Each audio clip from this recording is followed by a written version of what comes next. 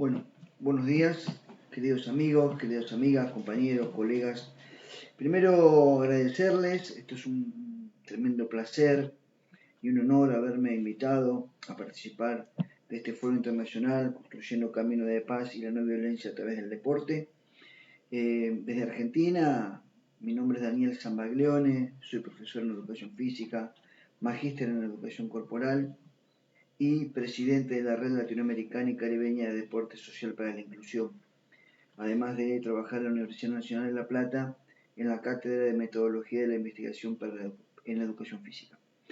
Hoy elegí este tema, espero que en estos 20 minutos poder sintetizar las ideas, pero por lo menos, me gustaría dejar algunos lineamientos, algunos postulados, algunas ideas en general para discutir entre todos y entre todas. La ponencia que voy a desarrollar, y me voy a poner el cronómetro para no pasarme, se llama El deporte polisémico y polimórfico, miradas del sur global. Ya el título trata de enfocar, un norte, que en este caso va a ser un sur, para posicionarnos en relación a la concepción que tenemos del deporte, ¿sí? Y las posibilidades, como estado polimórfico, las posibilidades de ejecución o desarrollo de ese deporte. ¿Por qué decimos que es polisémico y por qué decimos que es polimórfico? Porque desde el punto de vista polisémico, tiene infinidad de posibilidades de nombrarlo y de interpretarlo, ¿sí? Podemos hablar, podemos mencionar desde Parlevás hasta autores propios, ¿no? Y de pensar el deporte como una actividad competitiva y reglada. Parlevás se queda con esa definición como para ir definiendo una mirada del deporte. Entonces, el deporte es esto, es un deporte, parece como una actividad competitiva, reglada, institucionalizada, y de esta manera puede sostener, una definición de deporte. Pero además de estas posibilidades que plantea Parlevás, el deporte también, generalmente en la vida moderna aparece como la solución a todos los problemas, que ese es otro tema para discutir.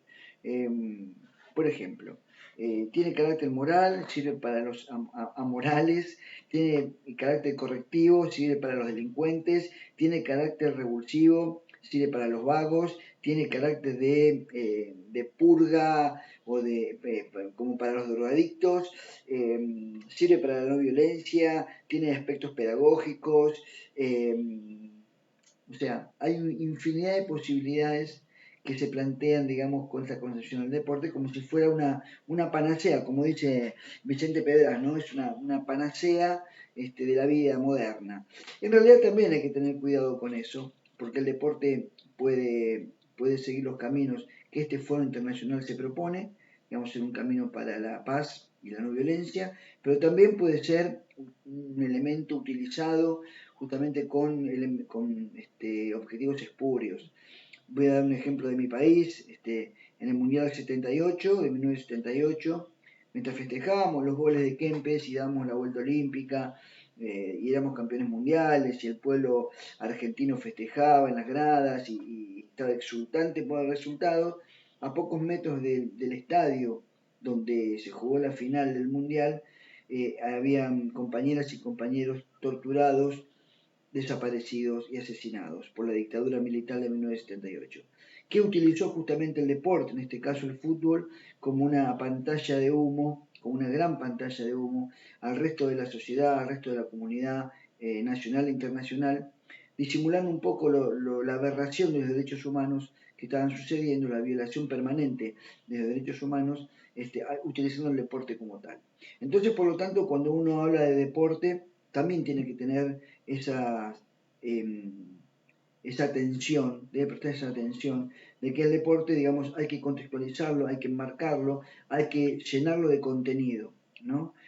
Justamente por eso este foro internacional es tan importante, porque piensa el deporte como un elemento clave para desarrollar actividades que vayan en contra de la no violencia a favor de la paz.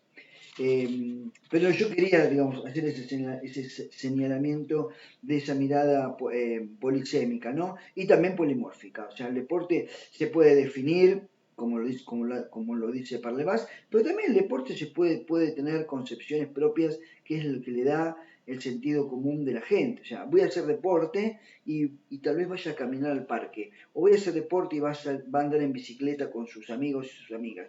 Bueno, esa concepción también, esa concepción social de decir voy a hacer deporte, teniendo en cuenta que voy a hacer una actividad física, tal vez una práctica corporal, también hay que contemplarlo como verdadero. Desde la lógica de la cátedra de metodología, cual represento, y fundamentalmente de la red latinoamericana y caribeña de deporte social para la inclusión, nosotros tenemos una mirada que va de la mano, digamos, de una concepción del deporte, que si permiten la voy a leer, que dice que justamente el deporte como instancia es una actividad física y conjuntamente con la recreación debe constituir derechos inalienables que deben ser garantizados en toda la sociedad, ¿sí? En toda la sociedad, entendido como práctica que ayuda a promover la inclusión social, la integración y el desarrollo humano integral. Bueno, básicamente nosotros pensamos al deporte como un derecho social y colectivo, un derecho individual y colectivo, un derecho social. No es una práctica que debe estar negada ni por la condición física, ni por la condición intelectual, ni por condiciones sexuales o de género, ni por concepciones étnicas, ni por concepciones socioeconómicas. El deporte tiene que ser un derecho absolutamente para todas y para todos. Para ello, digo, ya le estamos dando una connotación diferente a estas miradas de deporte que no apuntan específicamente desde el punto de vista biologicista o de entrenamiento o de alto rendimiento, no lo niega, pero no abona solamente al deporte con esa mirada de triunfalismo o de alto rendimiento, sino que hay posibilidades como el deporte social. Y esto es el otro punto que me gustaría plantearles, porque es otra manera de designar y de pensar el deporte, y es otra manera también de estructurar y desarrollar el deporte. Para eso me gustaría también contarles algunas experiencias, ¿no? O sea, que tienen que ver con esto de pensar el deporte de una manera diferente. La, la ponencia se llama justamente, que fue lo primero que creo que arrancamos con esa idea, la ponencia que yo les presento tiene como título El deporte polisémico y polimórfico, una mirada desde el sur global. Desde la concepción polisémica creo que quedó claro y polimórfica que hay infinidad de posibilidades de pensar el deporte, ¿no? El deporte de alto rendimiento, puede ser el deporte escolar, puede ser el deporte federal o federado, puede ser el deporte barrial, puede ser el deporte comunitario, puede ser el deporte que apunte específicamente como política pública a la inclusión social, y creo que ese es el que tiene mayor relación con este foro internacional. Pensar políticas públicas, no digo desde el punto de vista del Estado, del rol del Estado, o sea, eso significa no dejar afuera en la agenda gubernamental el tema del deporte, porque lo consideramos un eje central, justamente abonando a la idea de este foro internacional, de empezar el deporte como un elemento clave para cuestiones de paz, para cuestiones de no violencia. En nuestro país, digamos, según los gobiernos, han tenido diferentes características el deporte y vuelvo a traer, digamos, a la discusión esto que el deporte puede ser utilizado de manera espuria o de una manera, digamos, extremadamente noble. De la manera espuria creo que el ejemplo más característico se lo acabo de dar, que es este tema de el Mundial 78 en Argentina, como también puedo citar las últimas Olimpiadas desarrolladas en Brasil, donde justamente un montón de personas que vivían cerca de las villas olímpicas quedaron justamente sin vivienda, fueron desplazados. Y eso también tiene que ver con el deporte y la violencia, o el deporte y una coyuntura política, digamos, en este caso bien propio de modelos liberales, neoliberales, diría casi de derecha o de extrema derecha. Con esto estoy aclarando que justamente según el color político de los ideales políticos, el deporte va a tener diferentes características. En nuestro país, Hubo un momento donde el deporte fue considerado un eje central de las políticas públicas, que fue durante la primera y la segunda presidencia de Perón.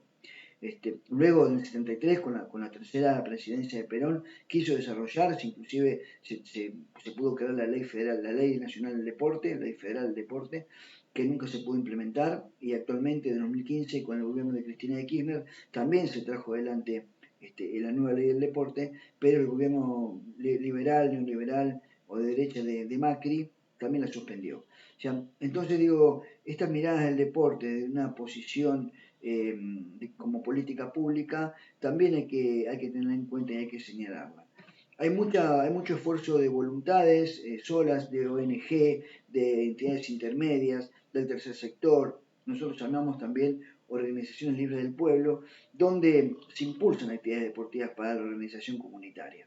Yo creo que ese es uno de los caminos que nos puede llevar a, digamos, a tomar el deporte de esta manera noble en la cual había planteado. Pero justamente el deporte también, como ya lo señalé en diferentes puntos de nuestra gran patria, la patria grande latinoamericana, también es utilizado de una manera espuria.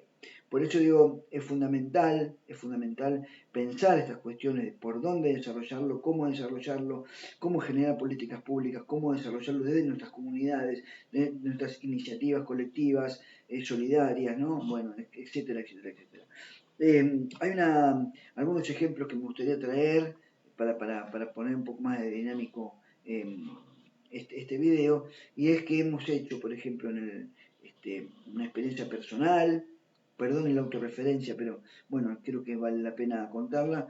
Hice un trabajo de deporte inclusivo en cárceles de mujeres, en prisiones de mujeres, cerca de mi localidad. Yo vivo en Los Hornos, es un barrio de la provincia de Buenos Aires, en la ciudad de La Plata, ¿sí? Cercano a mi domicilio está la cárcel de mujeres, la cárcel número 8 de mujeres, donde se alojan mujeres digamos, que están detenidas, que están presas, están privadas de su libertad. En esa ocasión hice un trabajo que se llamaba Boxeo y Literatura, así de loco, así de interesante, donde presentaba una hora, bueno, soy profesor de educación física y practico boxeo también, entre otras cosas. Entonces llevé un taller de boxeo, donde una hora practicábamos boxeo con las chicas, ¿no? Con los chiques, ¿no? Y después de esa hora de boxeo hacemos otra hora de literatura. O sea, después de desarrollar este deporte apuntando, digamos, a la plasticidad, al movimiento, a un espacio de encuentro, ¿no? Fundamentalmente un espacio de encuentro, nos retirábamos de esa práctica corporal y nos metíamos en otra práctica que era la literatura. Ahí leíamos poemas, leíamos cuentos, ellas mismas presentaban sus trabajos que durante la semana se dedicaban a hacer. Lo cual el objetivo también era, por otro lado, bajar los índices de violencia que ocurrían, digamos, en las celdas, en las cárceles, en los pabellones, justamente por ese tiempo ocioso que, digamos, muchas veces está propiciado por el mismo servicio penitenciario.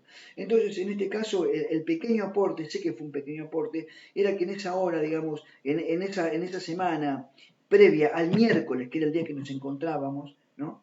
Ellas tuvieron un momento para pensar otras cuestiones. Y ahí se juntaban, a veces individual o a veces en grupo, y escribían lo que iban a presentar como su aporte literario el día miércoles. Entonces, de miércoles a miércoles había una ocupación, había un deseo puesto en papel, puesto en la tinta, había sueños, había las posibilidades de contarles a otras y a otros lo que uno sentía, lo que uno quería contar, digamos, y lo hacía a través de la pluma y después de la palabra, porque la idea era juntarnos y que ellas leyeran sus poemas y que leyeran sus canciones y que leyeran sus historias de vida.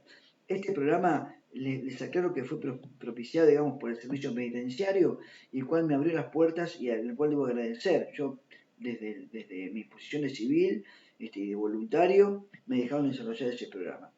Y fue un éxito.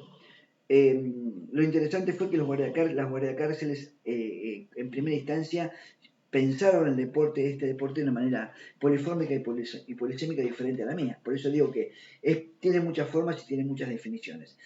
Hay que ver quién ejecuta y cómo se ejecuta. En este caso pensaban que yo las iba a preparar para hacer un trabajo de violencia contra ellas, que iban a enseñar el deporte de los puños para defenderse o para agredir a las guardiacárceles. Cuando vieron que la cuestión no pasaba por ahí, no apuntaba a la violencia, no apuntaba justamente, digamos, ni siquiera a la defensa personal, era una actividad corporal pensada de esa lógica, el arte de los puños, pero puesto justamente de manifiesto con la plasticidad, con el movimiento, y era un lugar de encuentro. Por ahí se encontraban todas las chicas que querían bajar de sus pabellones, inclusive interpabellones se juntaban y se mezclaban.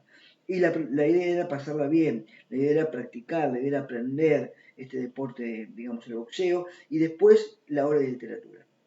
Y realmente funcionó muy bien. Otro ejemplo que quiero darles con respecto a este deporte pensado desde la no violencia o desde la paz fue lo que pudimos desarrollar en un instituto de menores. Ahí se alojan menores de 15 a 19 años que están en conflicto de la ley, pero todavía no pueden ser encarcelados porque no son mayores, perdón, hasta 17 años, porque no son mayores de edad.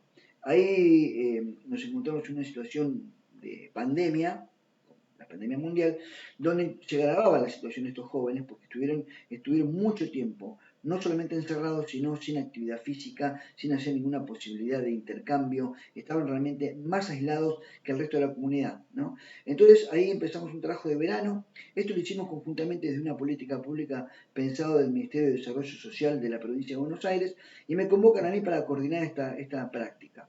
Lo que hicimos eran actividades recreativas, lúdicas y artísticas, ¿sí? Toda la semana, de lunes a viernes, ¿sí? Viajábamos un grupo de docentes de diferentes disciplinas, de plástica, de literatura, de educación física, etcétera, y ahí desarrollamos actividades con estos pibes que tenían conflicto con la ley, muchos catalogados, yo diría, casi asignados per se como violentos, como conflictivos, y realmente el encuentro fue formidable. El deporte ahí otra vez abrió sus puertas, al igual que el arte, digamos, pensando el deporte y el arte como una situación de encuentro con ellos. Y fue realmente formidable. De hecho, descubrimos a uno de los chicos que estaba detenido y pudimos colaborar para que se incorporara a un equipo de primera división del fútbol, que es Gimnasia y Grima La Plata, donde actualmente está jugando las inferiores. Le está cambiando la historia, el deporte de este chico le está cambiando la historia, y lo que nos comentaban los celadores, lo que nos comentaban los directores, es que también los niveles de violencia a partir de esas actividades que se desarrollaban de lunes a viernes, durante todo enero y todo febrero, realmente habían sido un éxito. Podría mencionarles infinidad de cuestiones que tienen que ver también con el género. Muchas veces esto de las violencias hay que pensarla de manera amplia, y las mujeres pobres, inclusive morenas, también reciben el doble de violencia que el resto, justamente por ser mujeres, por ser pobres y por ser morenas, o morochos como decimos nosotros. Y también desarrollamos una actividad en un club donde las mujeres no podían participar, por ejemplo, del fútbol. Estaba acaparado por el machismo absoluto de este deporte.